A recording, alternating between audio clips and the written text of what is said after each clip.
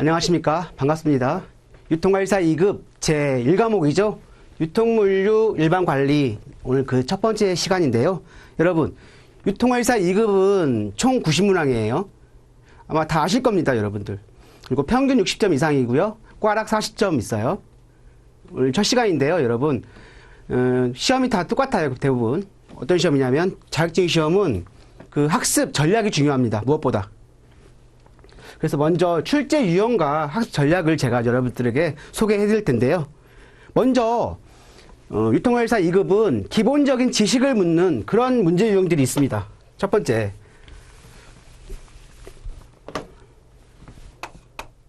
기본 개념 또는 구성 요소 또는 뭐 기능 등등. 자, 이런 것들은 기본적으로 여러분 거의 뭐 3초, 5초 이내에 여러분들이 풀어줘야 돼요. 그래야 긴 문장, 어려운 문제 이런 것들을 쉽게 풀 수 있습니다. 두 번째는 비교 문제가 있어요. 비교 문제. 예를 들면 전문품과 편의품, 이제 우리가 학습할 건데요. 예를 들면 편의품과 전문품. 그래서 이 개념들에 대한 내용과 특성 이런 걸 비교해 가지고 출제합니다. 이런 거 굉장히 많습니다. 아마 기출문제를 확인하시면 알 수 있지만요. 자, 세 번째는요, 스킬 문제가 있습니다. 이거 제가 이제 이렇게 명명을 했는데요. 그런 거 있습니다, 여러분. 뭐냐면 하지만 그 다음에 나오는 그 문장 있잖아요. 반드시,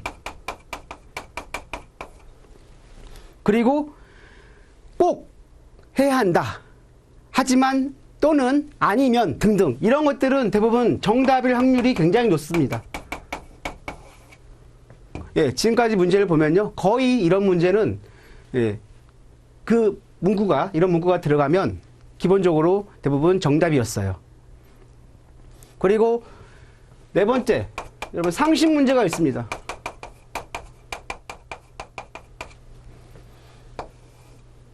특히 이제 유통관리사 자격시험의 경우에는요, 경영 이론이 굉장히 많아요.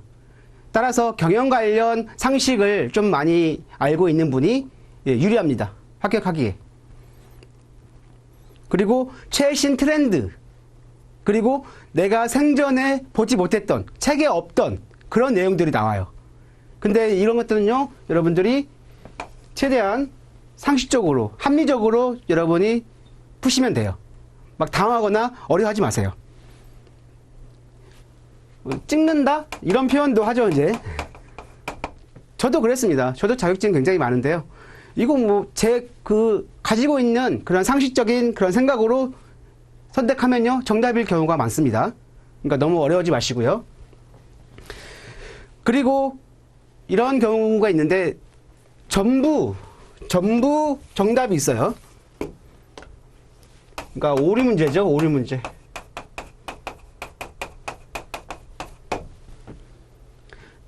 이런 문제는 모두 정답 처리가 되는데요. 근데 많지는 않습니다. 뭐 많아야 한두 문제. 자, 2022년 최근 마지막 시험에서도 오리 문제가 있었죠. 제2과목 상권 분석에서.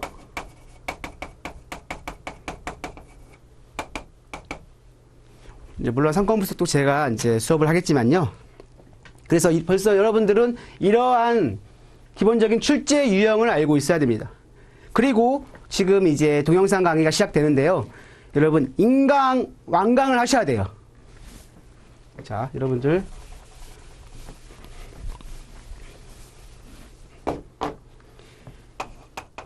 인강을 계속해서 마지막까지 완강을 해주시면 합격할 수 있습니다. 주위에서 보면 인강을 처음에 신청합니다. 하지만 이게 오래 못 가요. 중간에, 그러니까 처음에는 시작 굉장히 잘했습니다. 근데 하루 지나고 일 때문에 못해. 또는 핑계가 있어요. 그렇게 하면 안 돼요.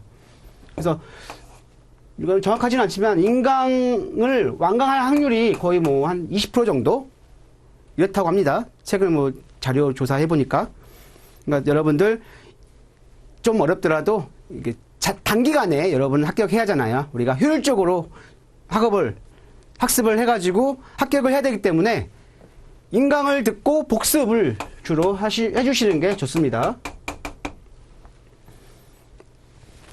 그래서 우리 짧은 기간 안에 이 강의, 그리고 교재, 그리고 기출문제를 통해서 학습하는 것이 매우 중요하다고 생각이 됩니다. 간단하게 학습 전략에 대해서 좀 알아봤고요. 물론 나는 뭐 문제만 풀어도 된다 하시는 분들은 상관없습니다. 본인들이 기본적으로 다른 데에서 선수학습을 했던 분들은 가능합니다. 하지만 선수학습이 없이 문제만 풀고 요약본만 봐서는 합격하기가 어려워요, 사실은. 자, 그런 걸 좀 감안하시고 여러분들이 이제 1과목 첫 번째 내용부터 진행을 할 테니까요. 자, 그럼 갑시다. 이제 제1장 유통산업의 이해부터 우리가 학습을 시작하겠습니다. 자, 제1절 유통의 이해예요. 여기서는 이제 기본적으로 키워드가 유통이 무엇인가, 한자로 하면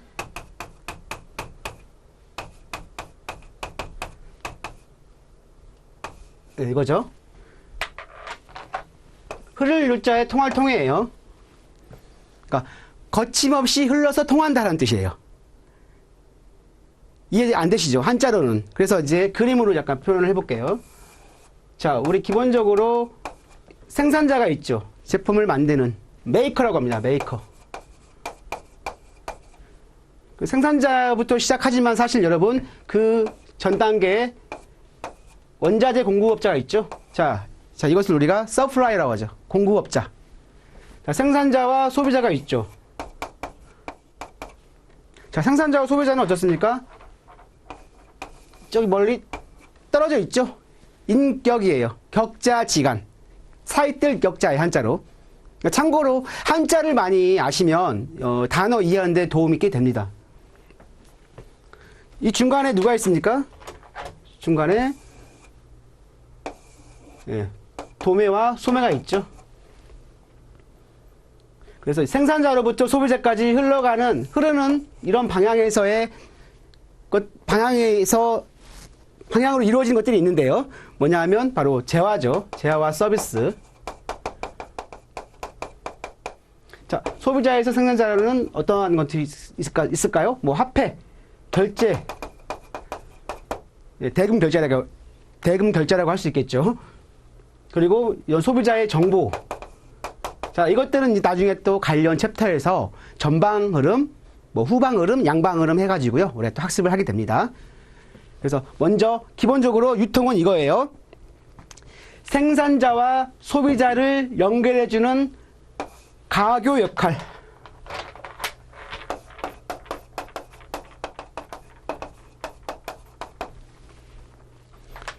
자, 그래서 거기에 이제 유통의 개념이 이제 이론적으로 정리가 되어 있죠. 사실 여기 지문에 나와 있는 내용들은요, 과거에 유통관리사 2급 그 기출문제 지문들을 대부분 여기에 다 넣었어요, 여러분. 그러니까 좀 말이 중복되거나 비슷한 것들이 있어요. 하지만 전부 다 이런 식으로 시험에 출제되었던 그러한 지문들이라고 보시면 돼요. 그러니까 제가 여기서 설명해드리면 여러분들은 교재를 보시고 좀 더 정독하시고 이해를 하셔야 돼요. 이제 가다가 이제 그러면 제가 체크해 드릴 거예요. 아, 이건 100% 암기 문제. 암기 문제는요, 3초에서 5초 사이에 풀어야 돼요. 그리고 이해를 바탕으로 하는 것들을, 어려운 것들은 나중에 이제 좀 복합적으로 생각을 할 시간이 필요하지만요. 그래서 유통은 뭐냐 하면 생산자가 상품 등을 소비자에게 판매하는 것, 화폐, 정보의 흐름을 뜻한다. 그리고 일반적으로 제조업체와 같은 생산자에서 1차 도매업체로 이동하며 이후 제가 그림상에는 지금 도매, 소매를 했지만 도매도 1차 도매, 2차 도매가 있어요.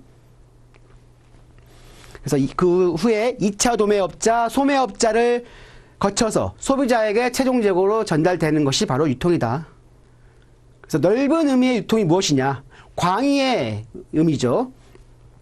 상적 유통 이외의 물류 이동을 의미하는 물적 유통과 정보 처리 및 광고 통신의 유통인 정보 유통, 그리고 금융, 보험 등 보조 활동을 포괄하는 상업 활동으로 정의할 수 있다. 자, 이제 우리가 여기서 생소한 용어들이 나오죠.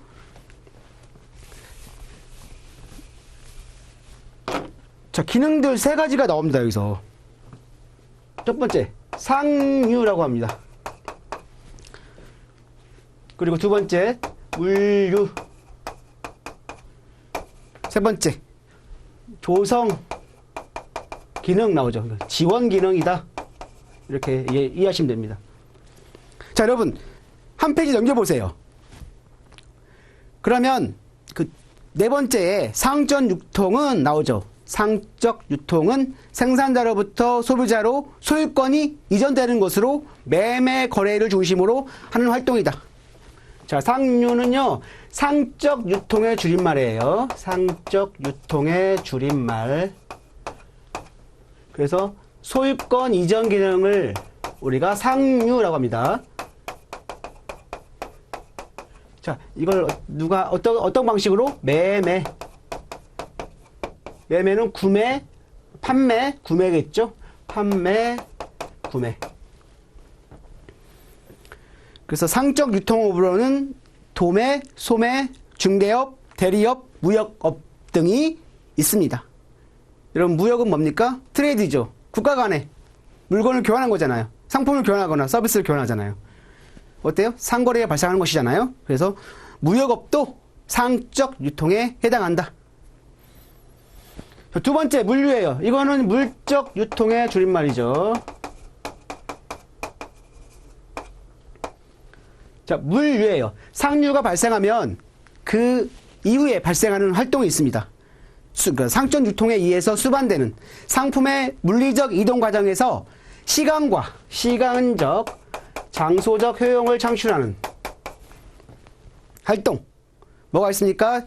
대표적으로 시간적인, 여러분, 보관이 있습니다. 장소는 운송이 있어요. 여러분, 상류에서 제가 울릉도에 있는 오징어를 구매했습니다. 그러면 저는 수도권에 거주하기 때문에 수도권까지, 저 서울에 거주하니까요. 구매했는데 저한테 옵니다. 누구 때문에? 운송업자가 있기 때문에. 자, 그렇죠. 그래서 시간은 뭡니까? 울릉도에서 잡히는 오징어가 그때 제때 안 팔릴 수 있잖아요. 그러면 건조하고 보관하고, 그래서 가공을 통해서 소비자에게 제공하는 그런 역할을 하죠. 그래서 보관은, 그래서 창고라고도 하죠. 우리가 창고. 이 외에도 많습니다. 수송은 운송이 포함되는 거니까. 하역, 물건을 운반하고 나르는 것들 전부 다 다루는 거죠. 뭐 유통 가공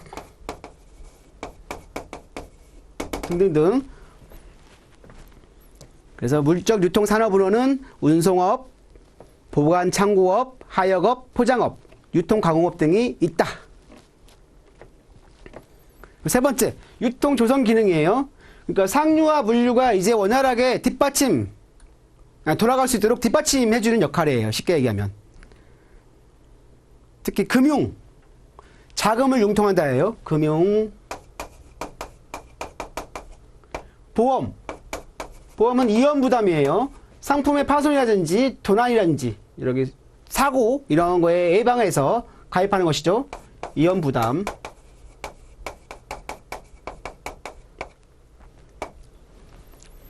그리고 정보통신.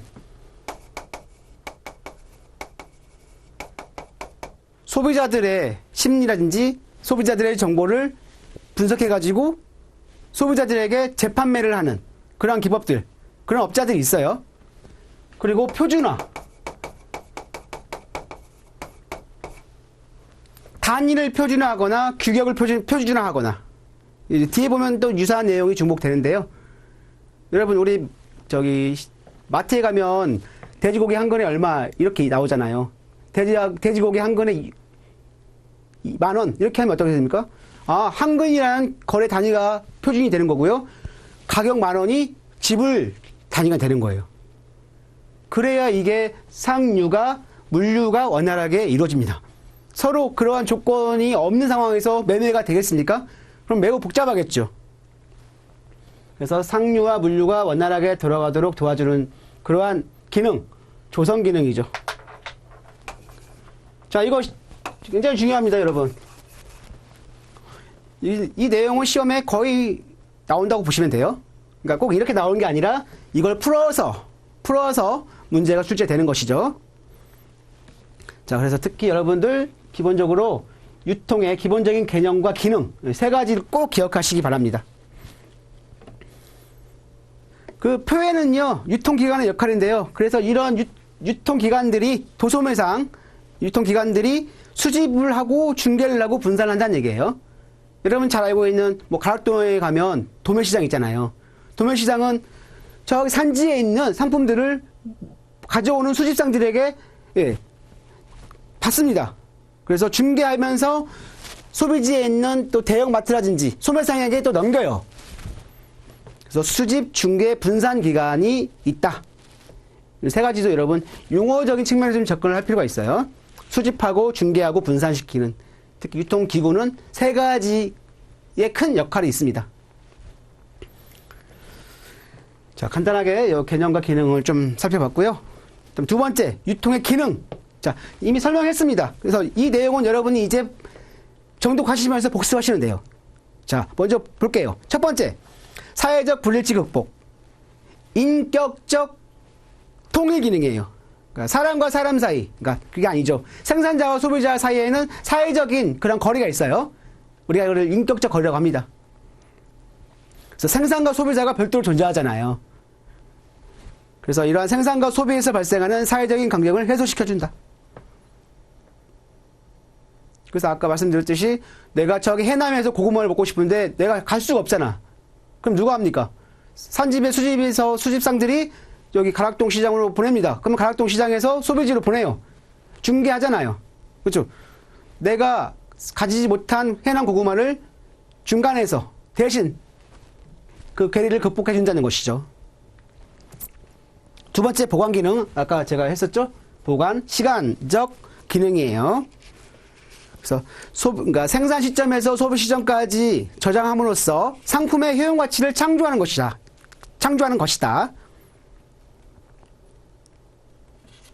자, 그리고 세 번째, 운송 기능이 있죠. 장소 기능이라고도 합니다. 특히 현대사회의 경제가 발달할수록 상품 및 재화의 생산과 소비 사이의 공간적, 장소적인 불일치가 점점 확대돼요. 그래서 이것을 누가 극복해 주느냐? 운송업체가 극복해 줍니다. 그래서 그 운송이 이러한 역할을 담당한다. 자, 네 번째, 수급 조절 기능이에요. 생산자에 의해서 대량 생산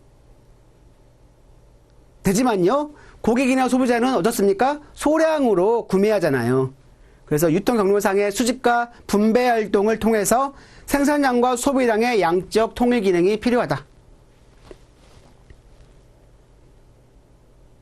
자, 그래서 네 번째는 수급 조절 기능이었고요. 다섯 번째, 조성 기능. 자, 이겁니다. 조성 기능. 중요하죠. 물론 여기 중요하다고 했지만요. 자, 표준화 기능.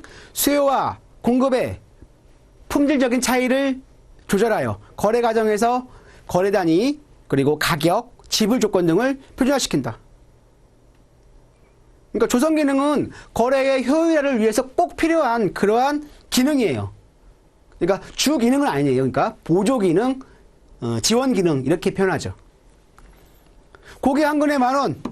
한 근이 단위의 표준이 되는 것이고요. 10,000원이 가격이 표준이 되는 거예요. 이해되시죠? 시장 금융 기능입니다.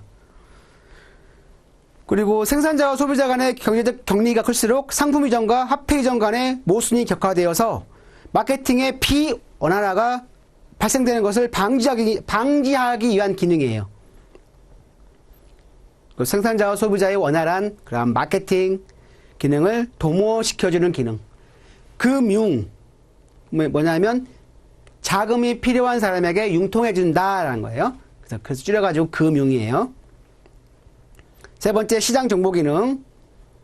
기업이 필요로 하는 소비자 정보와 소비자가 필요로 하는 상품 정보를 수집 그리고 제공해서 양자를 가깝게 유도하여 거래 촉진을 유도합니다. 예를 들면 그 시장 정보 관련 리서치 회사가 우리 소비자들의 그 구매 행동 조사해가지고 상품 그 분석 리포트를 만들잖아요. 그래서 이걸 기업에게 제공합니다. 아, 이런 소비자들은 이렇게 했을 때 구매를 하더라. 그러면 제공하는 제조업체들은 소비자들이 원하는 그런 상품을 시장에 내놓겠죠. 그럼 서로 거래가 되는 겁니다. 그러니까 교환을 촉진시키는 역할이죠. 네 번째, 이연 부담 기능. 유통 과정에서의 물리적 이연과 경제적 위험을 유통기관이 부담함으로써 소유권 이전과 물적 유통 기능이 원활히 이루어지도록 해주는 일반적으로 보험이 여기에 해당되죠. 보험. 자, 여기 보험 있죠. 자, 그래서 여러분들 유통의 개념과 기능, 이건 너무나 중요합니다. 처음 시작하는 이 내용 꼭 아셔야 돼요. 자, 이해뿐만 아니라 뭐 암기도 괜찮습니다만 대부분 근데 이해가 되면 암기도 빠르죠. 그럼 여섯 번째, 유통산업의 의의. 자, 유통산업의 의의가 나옵니다. 자, 유통의 개념과 기능을 알아봤는데요. 먼저 유통산업이란 유통과 관련된 산업을 말하겠죠. 그래서 제조업체가 있고요. 도매상이 있고요. 소매상이 있고요. 소비자가 있겠죠. 그래서 제조업체가 생산을 통해서 다음 단계로 이전하죠. 소유권 이전되잖아요. 물론 이는 후방에서 전방으로 가는 것도 있고요. 전방에서 후방으로 가는 것도 있겠죠. 그러면 제품이 이동될 때 뭐가 필요합니까? 바로 물적 유통이 필요하죠. 물적 유통. 물류가 필요하죠. 그래서 이게 이제 기본적으로 이것이 유통 경로가 되는 거죠.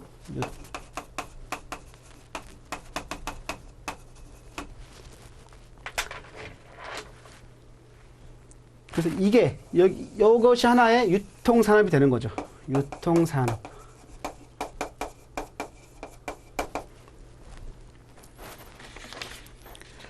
그래서 생산자에서 물건이 나와서 소비자에게 도달하기까지의 과정을 담당하는 산업으로 유통산업은 크게 상업과 상품의 측면에서의 유통과 관련되어 있습니다. 그래서 상업의 측면에서 유통과 관련된 유통산업으로는 도매, 소매, 중개업, 무역업 등이 있습니다. 꼭 기억하시기 바랍니다. 그리고 이제 법이 있어요. 유통은 주로 유통산업발전법에서 이제 규정을 하죠. 그래서 뭐냐 하면 농산물, 임산물, 축산물, 수산물 및 공산품의 도소매 및 이를 영위하기 위한 보관, 배송, 포장과 이와 관련된 정보 및 용역의 제공 등을 목적으로 하는 산업을 말한다라고 법에 이렇게 규정이 되어 있습니다. 또 도매업이 있고요, 소매업이 있고요, 중간에 이제 중개업, 무역업 등이 있어요. 그래서 그 내용 개념을 그림 밑에 이렇게 풀어서 설명했죠. 특히 도매하고 소매는 큰 차이가 뭡니까, 여러분? 도매하고요. 도매는 재판매를 많이 하죠. 자, 이 경로상에서 제조업자하고 소매상의 중간이잖아요. 소매상은요, 최종 소비자 대상이에요. 최종 소비자를 대상으로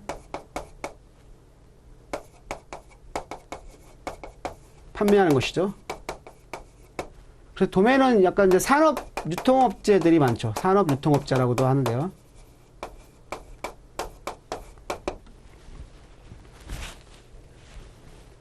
물론 요즘은 이제 도매에 대한 기능이 좀 약화가 됐어요, 사실은. 하지만 우리는 이론적인 측면에서 접근을 해야 되기 때문에, 그래서 도매와 소매의 차이점, 그래서 경로상의 위치도 다를 뿐만 아니라 법적으로 좀 달리 정의가 되고 있죠. 나머지 중개업, 무역업, 기본적인 용어니까요. 여러분이 살펴보시면 될 것 같고요. 다음 일곱 번째, 업종과 업태가 있는데요. 업종과 업태를 살펴보겠습니다.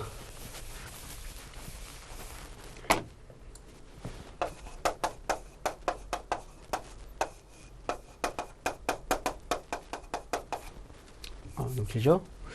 업종. 무엇을 판매하고 있는가? What to sell이에요. 뭐냐면 영업 또는 사업의 소매 형태로서 무엇을 판매하고 있는가를 의미하는 것이죠. 구체적으로 소매기업이 취급하는 주력 상품의 총칭이며 무엇을 주력으로 판매하고 있느냐 하는 것을 나타내는 것이죠. 그래서 세분화된 사업의 분류.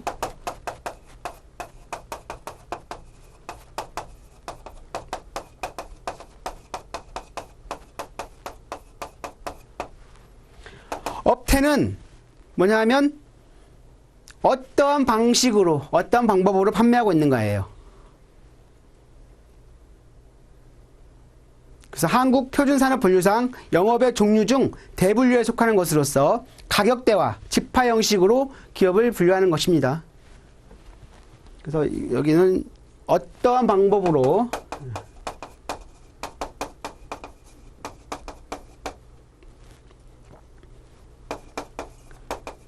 판매하고 있는지, 판매되고 있는지. 그래서 여러분들이 잘 알고 있는 뭐 백화점, 편의점, 뭐 카테고리 킬러, 드럭스토어 전부 다 업태 개념이에요. 뭐 카테고리 킬러, 드럭스토어, 편의점. 얘도 많이 있죠. 뭐 최근에 이런 업태 문제들이 많이 좀 줄어들고 있어요. 왜냐하면 업태에 대한 그 업태 경계가 좀 애매모호해졌어요. 사실 슈퍼하고 편의점하고 차이가 뭐야? 백화점하고 대형마트 차이가 뭐야? 이렇게 될 수 있거든요. 그러다 보니까 업태 관련 문제가 예전에 비해서 많이 출제가 되지는 않고 있습니다.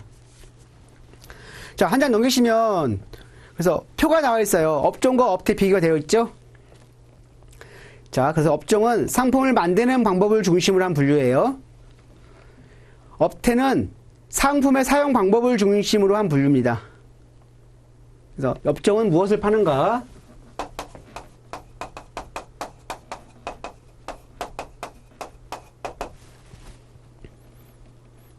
그래서 업종은 제조업자 입장에서의 특정 상품을 취급하는 차이에 의한 분류예요.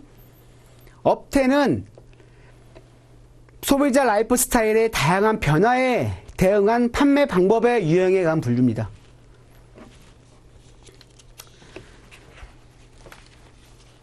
자, 그래서 요건 뭐 비교까지 해서 나오는 문제는 아니지만 기본적으로 이것도 최근에 문제 출제 비중이 그렇게 높아지진 않았지만요. 최근에 좀 높지가 않아요. 높지 않지만 기본적으로 분류를 할 수 있어야 돼요. 업종과 업태. 그럼 8번째, 소매업의 기능 및 특성.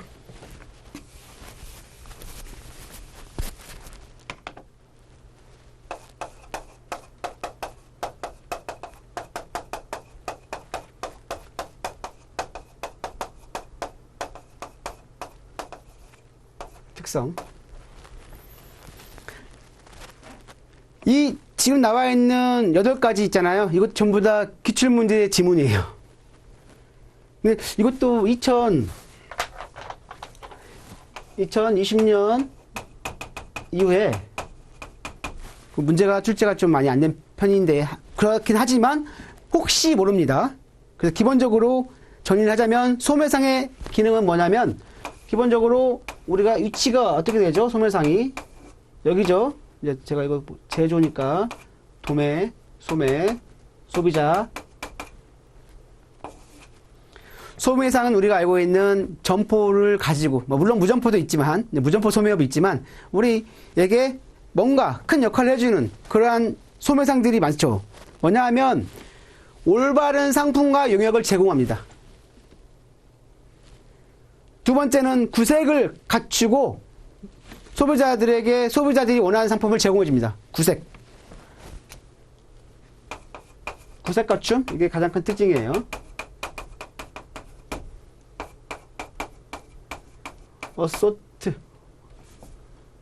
어소트먼트. sorting.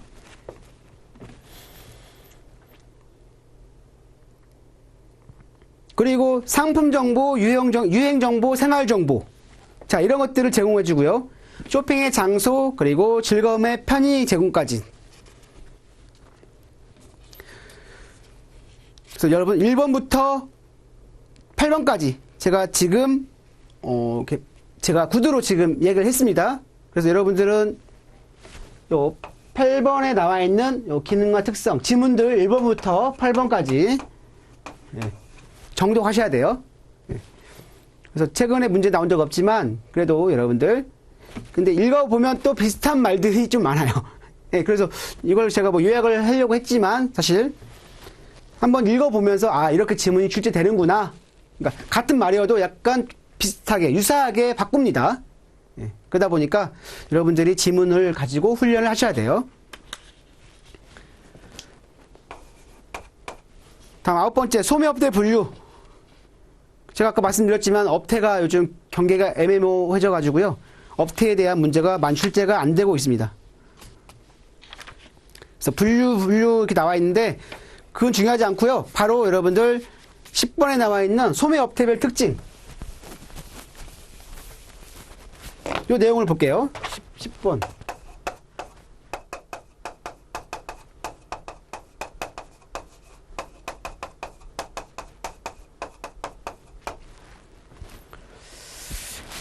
자, 먼저 백화점. 백화점도 사실 요즘 많이 나오진 않지만요. 간단히 이건 여러분 제 구두로 설명하면 될 것 같아요. 백화점.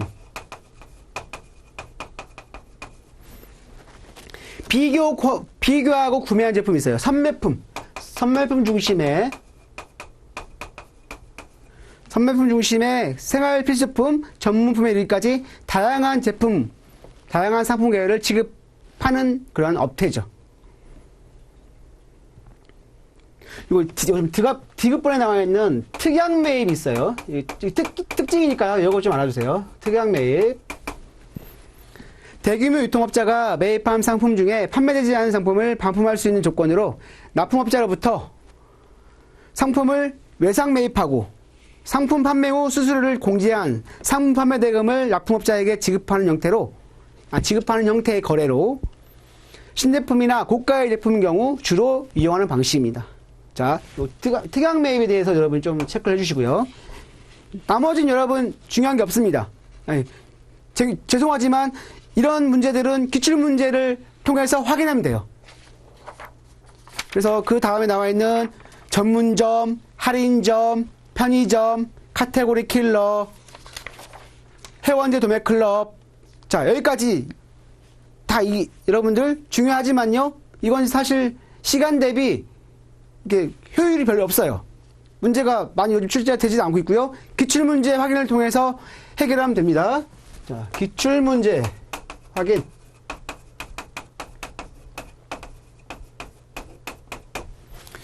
그리고 제가 이제 나중에 문제풀이 하면서도 아마 언급이 될 겁니다. 그때 설명할 테니까요.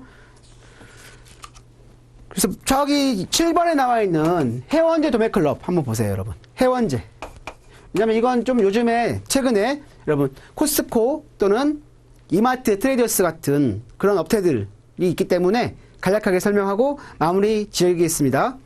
자, 창고형 도소매 클럽이라고도 하며 회원으로 가입한 고객만을 대상으로 판매하는 업체. 매장은 거대한 창고형으로 꾸며지고 실내 양식은 보잘것없으며 진열대에 상자채로 진열하고 고객이 직접 박스 단위로 구매함으로써 할인 전보다도 20-30% 정도 싸게 판매하는 업체. 회원제도는 정기적이고 안정적인 고객층의 확보라는 측면과 희비를 통한 마진의 감소가 가능하다는 장점을 지니게 된다라고 나와 있죠.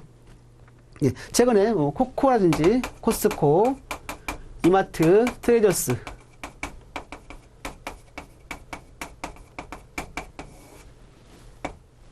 자, 이런 업체들이 대표적이다. 그리고 상선 할인 매장이 있고요. 무점포 소매점이 있습니다. 그래서 다시 한번 말씀드리지만 자, 소매업태의 종류에 대한 내용은 기출문제 확인을 통해서 여러분이 해결하시면 돼요. 자, 요거 붙잡고 너무 하지 마세요. 아시겠죠?